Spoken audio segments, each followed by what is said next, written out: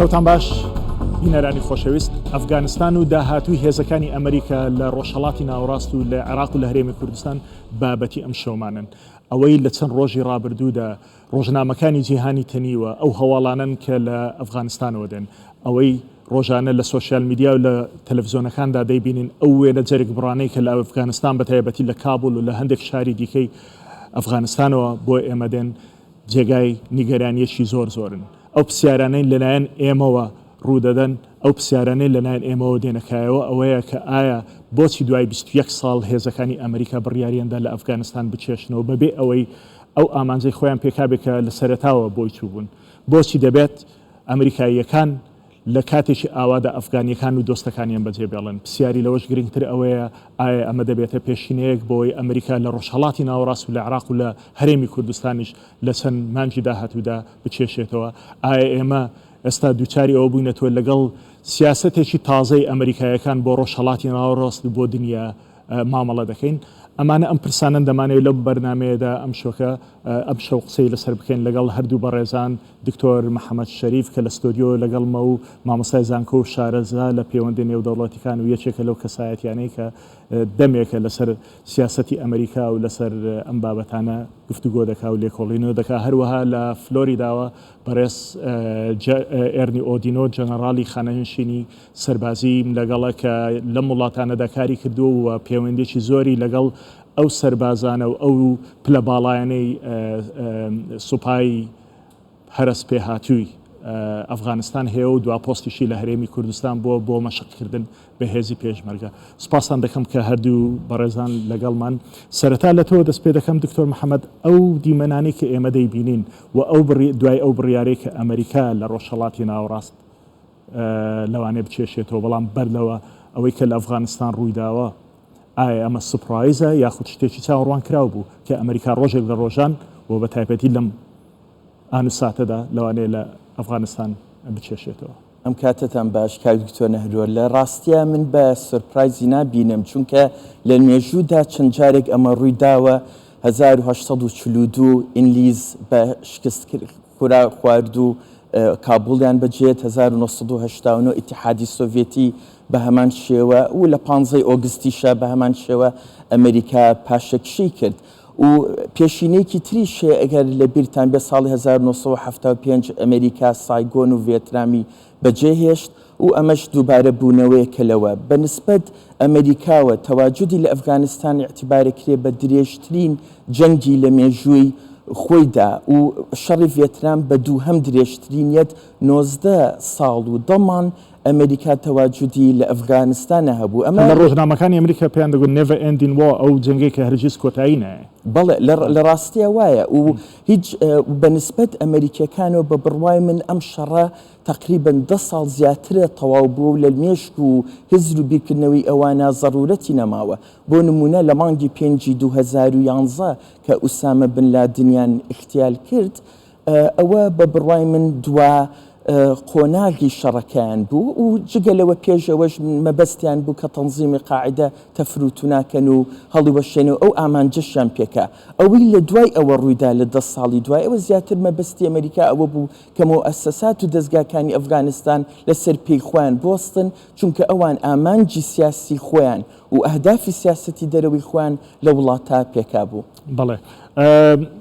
بەڕێز ئێردی ئۆدینۆ، هەڵسەنگاندنی ئێوە بۆ ئەم دۆخەتیە لە ڕۆژنامەکانی ئەمریکا بە تایبەتی لەم چەند ڕۆژی ڕابردوودا کۆشتی سپی و جۆ بایدن دووچاری ڕخنەیەکی زۆر بۆتەوە لەسەر ئەم سیاسەتەی کە هێزەکانی ئەمریکای لە ئەفغانستان کێشاوەتەوە، ئەفغانستانی تووشی ئەم قەیرانە گەورە سیاسیە کردووە.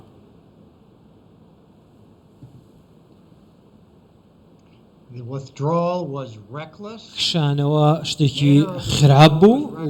و کارەکە شتێکی خراپ بوو و ئەنجامەکەشی کارەساتێکی گەورەی بۆ سوپای ئەمریکا و ئەمریکا بە دوای خۆی داهێنا کە چەندین ساڵ دەمێنێتەوە. ڕاستیەکە ئەوەیە کە تالیبان ئێستا دەستی بەسەر ئەفغانستان داگرتووە و کۆنتترۆلی کردووە و کاری لە پێشینەی ئێمە ئێستا ئەوەیە کە خاڵی یەکەم هاوڵاتیانی ئەمریکاوانی کە لەوێن سەلامەتیان پارێزراو بێ و هەروەها سەلامەتی ئەو ئەفغانیانەی کە کاریان لەگەڵ ئێمە کردووە دەبێ ئەوان لە وڵاتە بکەنە دەرەوە ئەمە کارێکی ساختە ئێستا چونکە فڕۆکەخانە لەلایەن تالیبانەوە دەورە دراوە. من ئاگادارم بەڕێزت لەگەڵ هەندێک لە باڵەکانی سەربازی ئەفغانستان قسەت کردووە لەو دوو ڕۆژەی ڕابردوودا ئەوان چۆن دۆخەکە هەڵدەسەنجێنن؟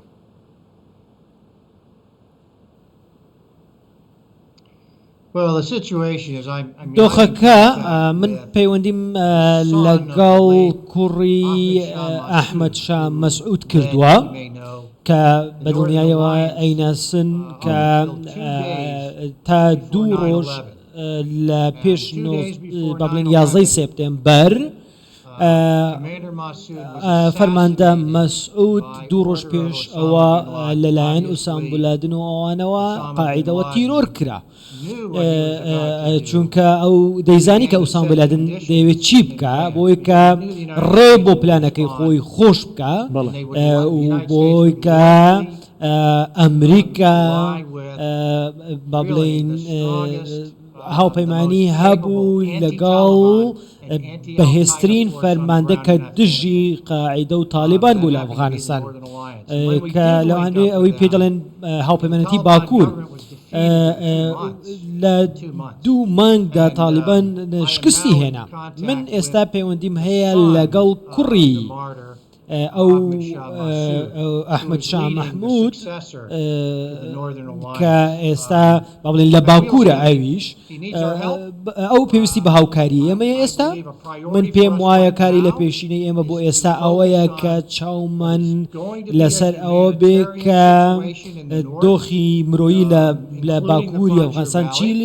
چی لێ دێت و ئەوان پێویستیان بە ئێمە هەیە پێویستیان بە هاوکاری ئێمە هەیە پێویستان بە پاڵپشتی ئاسمانی پشتیوانی ئاسمانی ئێمە هەیە بۆی کە ئەوەی کە کردمان لە ساڵی 1991 بۆ با بڵێن دروستکردنی نەوەی ئارام لە هەرێمی کوردستان. بەڵێ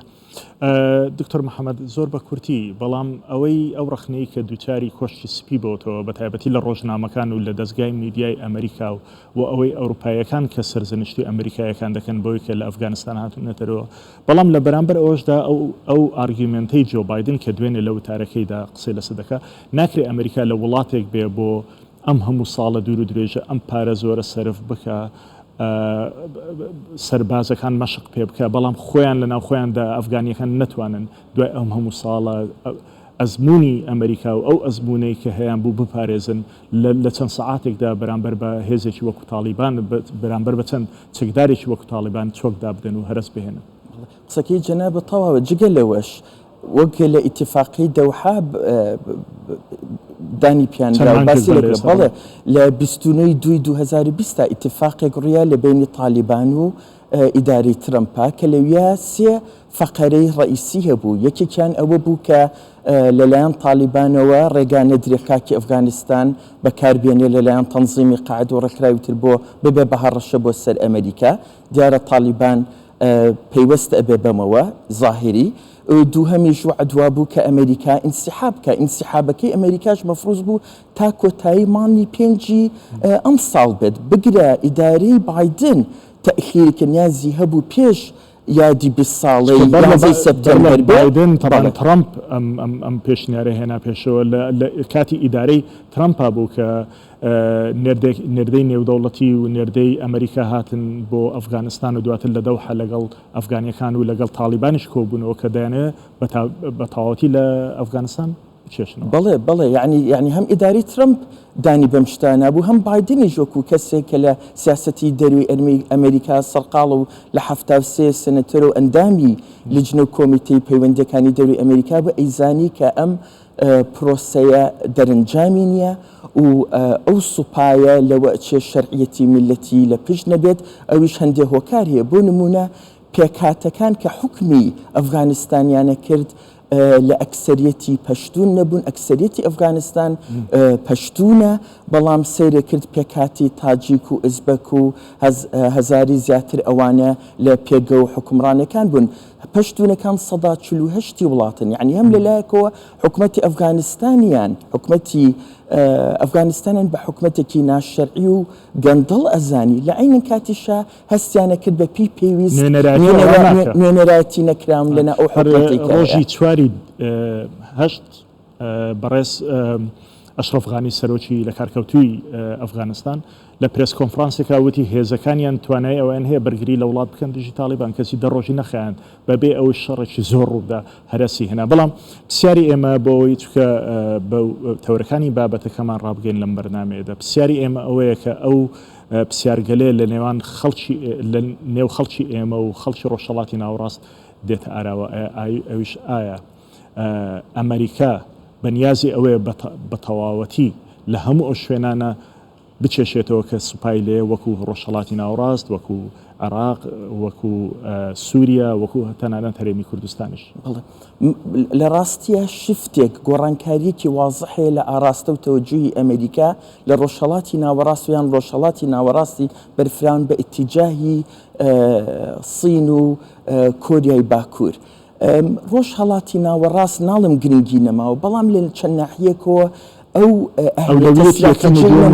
نەماوە بۆ نمونە ئەمریکا خۆی بەرهەمهێنەرێکی نەوتی گەورەیە ڕۆژانە نزیک 11 ملیۆن بەرمیل نەوت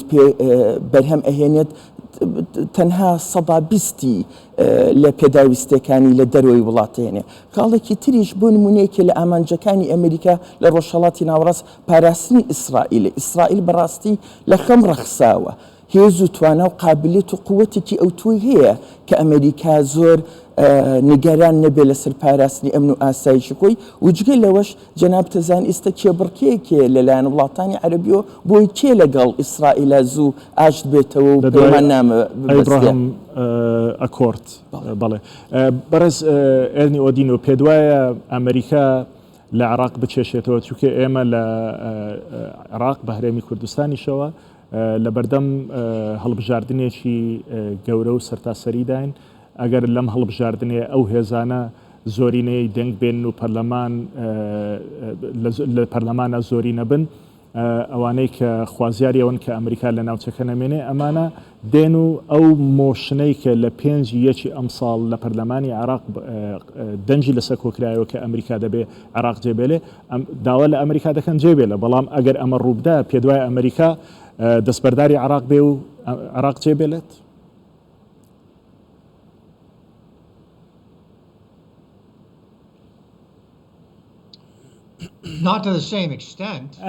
بەو شێوەیە نا من پێم وانە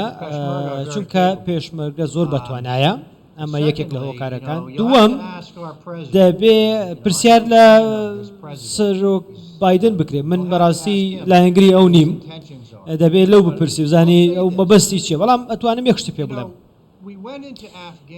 کاتێک ئێمە چوین ئەفغانستان بۆ لە ناوبردنی تالیبان و ئەلقاعیدا ئێمە ئەو کارەمان ئەنجامدا و ئێمە نەچوینە ئەفغانستان بۆ ئەوەی کە ئەو وڵاتە بنیاد بنینەوە نەتەوەیە بنیاد بنینەوە بەڵام ڕاستیەکە ئەوەیە ئەو مێژوەکان وانەکانی مێژوو ئەومان پێ دەڵێن کە ئێمە کە لە بڵین لە سەرەتای سەدەی 21ەوە کە ئەوانمان ئێمە بڵین ئەڵمانیامان شکست پێێنا و کۆریای باکوورمان شکست پێێنا و ئێمە 100,000 هێزی ئەمریکیمان ناردە ئەو ناوچانە بۆ دەیان ساڵ بۆ هۆکارێکی دیکە بۆ ئامانجێکی دیکە ئەویش ڕوبەڕووبوونەوەی ئەو هەڕەشانەی کە لە نەیارەکانمانەوە بۆمان دێ ئێستا لە ئەفغانستان ناری ئێمە هەن کە سوودیان لەم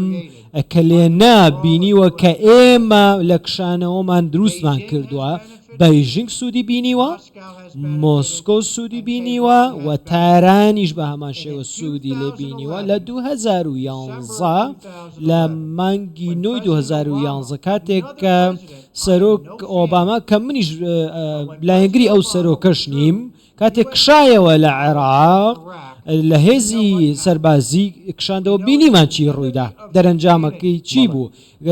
با بڵێن دوژمنانی مرۆڤایەتی دەستیان بەرز کردەوە و سەریان هەڵدا و تاران بە هەزاران 114,000 با بڵێن هەشتی شعبی استغلال کرد و کلێنەکەی پڕ کردەوە تاکە چارەسەر ئەوەیە کە ئێمە هێزێکی بەهێز و تۆکمەمان هەبێ لە ناوچەکە بۆی کە ڕوبەڕووی ئەوانە بێتەوە کە دەیانەوێت کلێنەکانی دوای ئێمە پڕکەنەوە یاخود ناری ئێمن بۆ هەمیشە ئەمە مێژوو پێمان دەڵێ ئەمە بنەمان بۆ ئێمە بۆی کە بتوانین ئاشتیمان هەبێ و دانوسانەکان وەکو پێویست نەبوون بەڵکو دەبێت بەهێزمان هەبێت لە ناوچەیە و بتوانین ڕوبەڕوویان ببینەوە و زۆر سپاس بۆ پێشمەرگە کە هێزێکی تۆکمەیە لە هەرێمی کوردستان. باس لە ئەو بڕیارەی ئۆباما کرد لە 2013-2014 کە هێزەکانی لە عێراق کێشایەوە ئەوە بوو کە داعش هاتە پێشەوە ئەو ناوچانەی گرتەوە کە سەربازی عراقی توانای نەبوو بەرگریان لێ بکە بەڵام باوای دابنێن ئەگەر سیناریۆی ئەوە ڕوو بدە ئەمریکا لە عێراق و بە هەرێمی کوردستانیشەوە بچێتە دەرەوە ئایندەی عێراق و هەرێمی کوردستان وەکو ئێستای ئەفغانستان دەبێ؟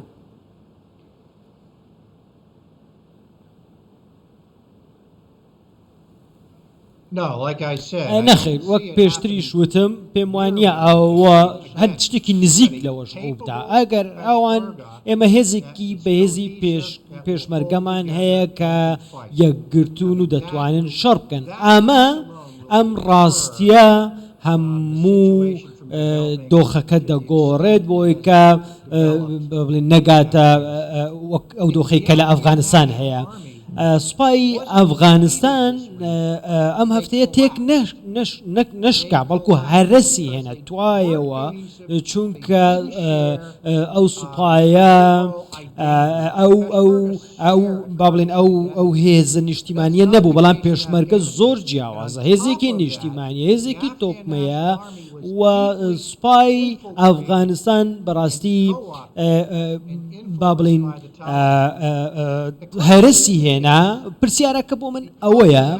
بەهۆی ئەوەی کە سوپای نیشتیمانی ئەفغانستان هەرەسی هێنا بە چەکەکانیانەوە شکستیان هێناواتە ئەو چەکانە جارێکی دیکە با بڵێن چوونە لای هێزێکی دیکە لایەکی دیکە میلیشایەکی دیکە بۆیە من پێم وایە بەڵام ئەمە لە کوردستان شتی وا ڕوونادا. دکتۆر محەممەد قسەیەکی زۆر مەشهوری هێنری کێسنجەر وەزیری پێشی دەرەوەی ئەمریکا لە سەردەمی نیکسنەوە هەیە ئەوش دەڵێ دۆستەکانی دژمنەکانی ئەمریکا دەبێت زۆر لە ئەمریکا بترسن بەڵام دۆستەکان دەبێت زیاتر لە دژمنەکانیش لە ئەمریکا بترسن ئێمەی دۆستی ئەمریکا تا چەند دەبێت لە ئەمریکا بترسین کە لەوانەیە لە ناکا و بڕیارێکی ئاوا بدە و دۆستەکانی خۆی لەم شوێنە بەجێ بێڵێت هەم لێرە هەم لە ڕۆژاوای کوردستان بە بڕوای من دەبێت زۆر بترسین چونکە ئەمریکا لەگەڵ بەرژەوەندیە تەعاملەکە نەک لەگەڵ سۆز ڕاستە پێگەی کورد هەم لە کوردستانی باشوور هەم لە ڕۆژاوا حاڵەتێکی تایبەتە بەڵام ئەمە تەکید زۆر واریدە گۆڕانکاری بەسەرا بێت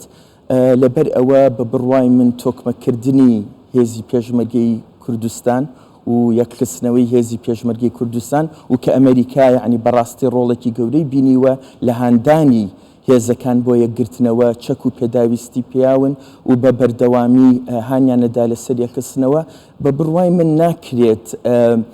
ئێمە پشت ببەستین بە ئەمریکا بۆ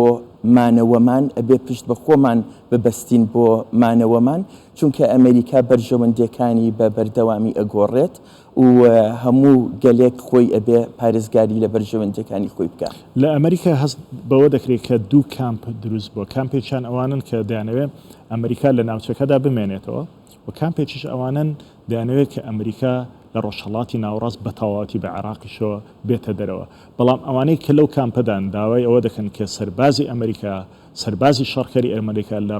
لە ڕۆژهەڵاتی ناوەڕاست بکێشێتەوە ڕۆژ بە ڕۆژ زیاتر دەبن ڕۆژ بە ڕۆژ دەنجیان زوڵالتر دەبێت ڕۆژ بە ڕۆژ خاوەن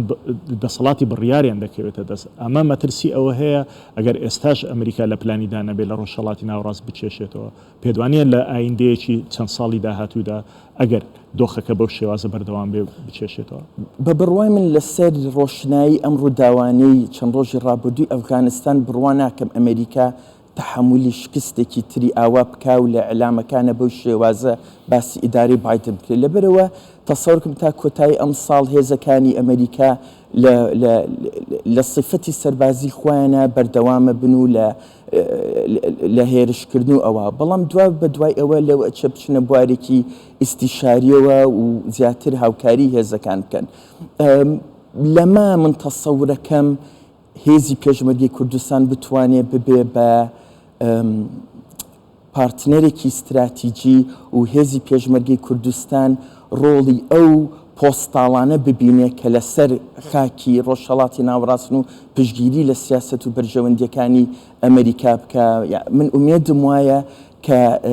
هێزی پێشمەرگەی کوردستان لەم وچە نەزەرەوە خۆی ڕێککاتەوە بتوانێت ئەو ڕۆڵە بۆ ئەمریکا ببینێ ئەگینا ئیشتیها و بۆ چوونی ناو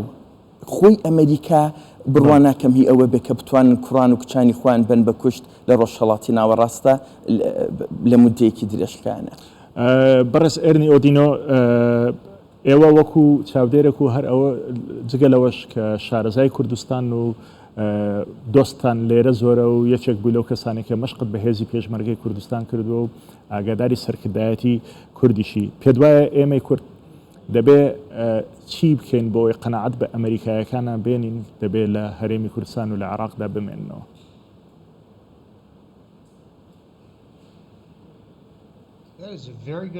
پرسیارێکی زۆر جوانە من هەربیرم لەوە کردەوە ئێمە نازانین من زۆر باوەڕم بە ئیدارەکەی بایدن نییە ڕاستی من پێم وانە ئەوان بە استراتیژیەک بیرکەنەوە من پێم وانە ئەوان استراتیژیەکی فراوانیان نییە هەرچەندە ئەم وڵاتە بڵێن سەرماندوێتی کە ئەگەر من کورد بم ئەگەر من کورد بوومایە من زۆر پێم خۆش بوو کە پەیوەندی هەرچی زیاتر لەگەڵ ئەمریکا بنیاد بن دروست بکەم چینیەکان ئەمەیان کردووە چینەکان پەیوەندیەکی زۆر باشی ئابووریان لەگەڵ ئەمریکا دروست کردووە بە شێوەیەک بە ئاستێک ئەوان کاریگەریان کردووە سەر ئەمریکا لە گۆڕانکاریەکانی ئەمریکا چونکە ئەمریکا دەیەوێت بەردەوام بێت لەو سوودە ئابووریانی کە لە سینەوە پێگا بۆیە من پێم وایە لە بەرژەوەندی هەموو لایەکە لە ئەمریکا و کوردیشە کە